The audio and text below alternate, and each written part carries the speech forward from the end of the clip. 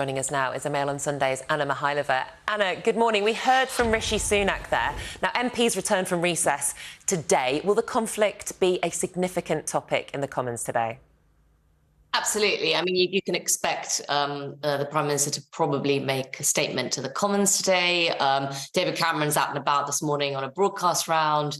And then, of course, behind the scenes, there'll be a lot of diplomacy going on because the UK plays a key role in trying to prevent escalation, further escalation. I'm gutted you're not here today, actually, but thank you for coming on.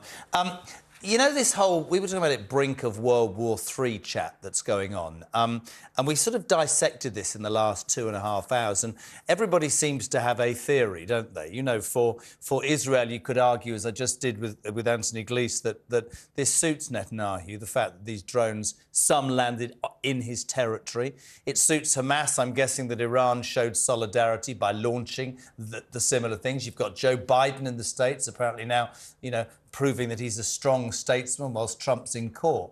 Do you believe the people who say that the world's on the brink, or do you believe that that's warmongering? What's your take on this?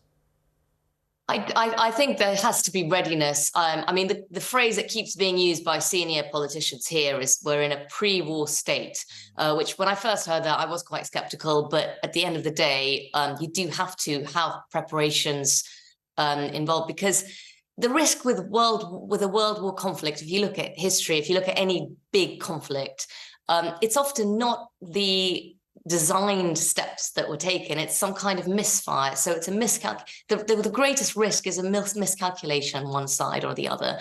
You can tell from Iran from this weekend, the way that they said they gave 72 hours notice. They sort of almost made a point of trying to make clear that they were retaliating, but only to be seen to be retaliating. It's a box-ticking exercise. That's what I mean. And there's the danger that it becomes tit for tat, and then somebody does something that they shouldn't have done. And someone presses a button that they shouldn't have or goes too fast, and then you get a massive escalation. And that is absolutely a huge, huge concern, because the Middle East, you know, it's been described many things, but tinderbox is one phrase. There are so many people so engaged and so, I mean, passionate, I guess is one word. Riled up is another, and so the opportunity for misfire and miscalculation is huge, which is why there's an absolutely enormous space for diplomacy here and trying to get cool heads in the room. Well, Lord Cameron, our Foreign Secretary, was speaking to our sister station, Times Radio, this morning. He was very much focusing on Israel and suggesting that actually what happened over the weekend, the fact that a minimal number of missiles actually ended up hitting Israeli soil. Obviously extremely sad that a young girl had been taken to hospital with injuries, but there were no deaths as a result. Cameron saying that actually Israel should see this as a win, because they were successful in defending themselves against Iran, and that any further retaliatory strike would be escalatory. I mean, I think that message that he's giving publicly, I'm not sure how effective it actually will be. But I mean, in terms of just analysing it, it has been a win in a different sense, because I think it has reminded the world that Israel is a country surrounded by countries that have a stated aim of wiping Israel off the map. So in that respect, in terms of where global opinion has been following the Gaza conflict, I think that is going to be helpful in recalibrating how people look at Israel and how people look at the region once again.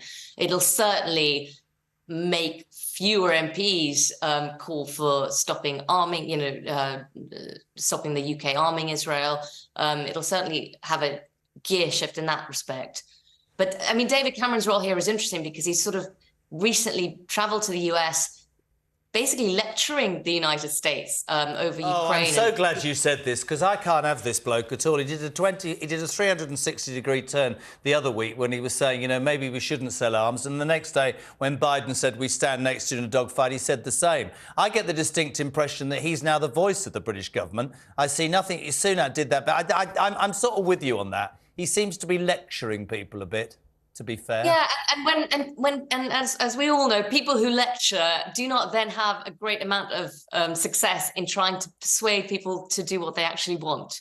So it's probably a counterproductive strategy, to put it diplomatically. Anna, very quickly, because I've worked out how to say your surname, which I'll do at the end, but Angela Rayner, it ain't going away, is it? We were talking about this earlier. It's patently obvious to many of us here, anywhere. Just tell that... We're not saying you're not telling the truth, but why don't you release the papers? Because they are not going to let this go, are they? I mean, well, obviously the police is now involved.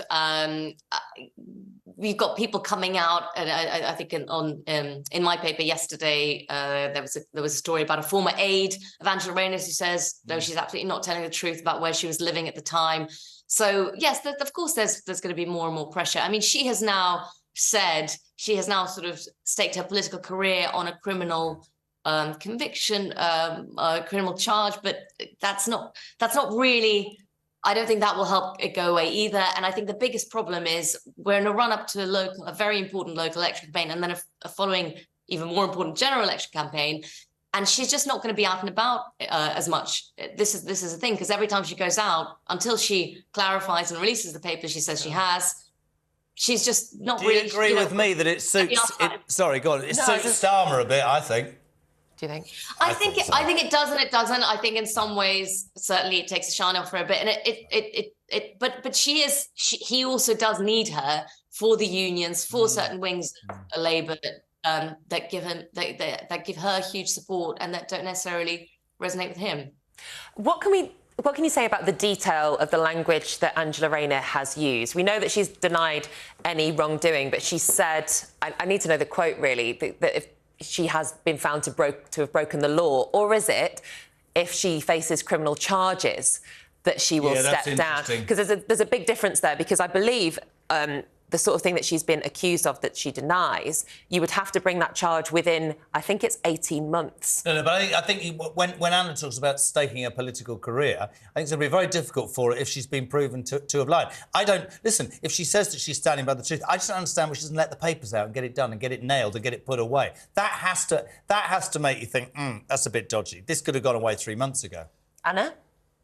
Well, I just think, I mean, to answer your question, Nicola, I think you're right. That is the language she's used. I think one of the reasons of the story is, you know, the things she said, it gets quite knotty, it gets quite complicated, and that erodes trust with people. If you don't have a straightforward answer and a straightforward explanation, then you run into trouble, because people say, well, hold on, why aren't you being upfront here? Why aren't you saying what really happened? But I think a lot of this is going to be, you know, later dissected as an example of how not to manage the press, frankly. I think she's just made several, and the people around her have made several mistakes in terms of just handling this story from the beginning.